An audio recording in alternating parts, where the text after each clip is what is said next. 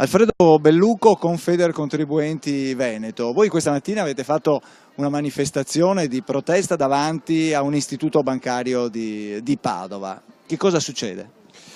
Succede che tutte o quasi tutte le banche hanno praticato l'usura o promessa, o oggettiva o soggettiva.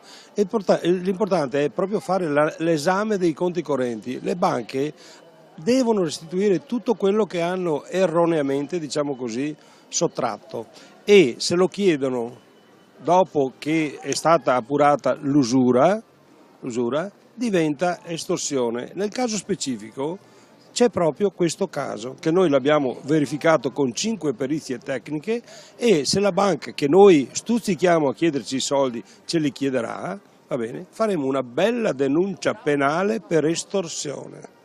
Ecco, ma il cittadino come fa ad accorgersi? Cosa deve fare? Deve fare una preanalisi che noi facciamo gratuitamente al numero verde 800 814 603, e dopo si va a verificare. L'85% dei casi che noi esaminiamo sono intrisi di questi calcoli illeciti che devono essere per forza di cose contestati alla banca, e dopo si va molto spesso a una trattativa che va anche a buon esito, perché negli ultimi 20 giorni abbiamo chiuso 8 transazioni e basta.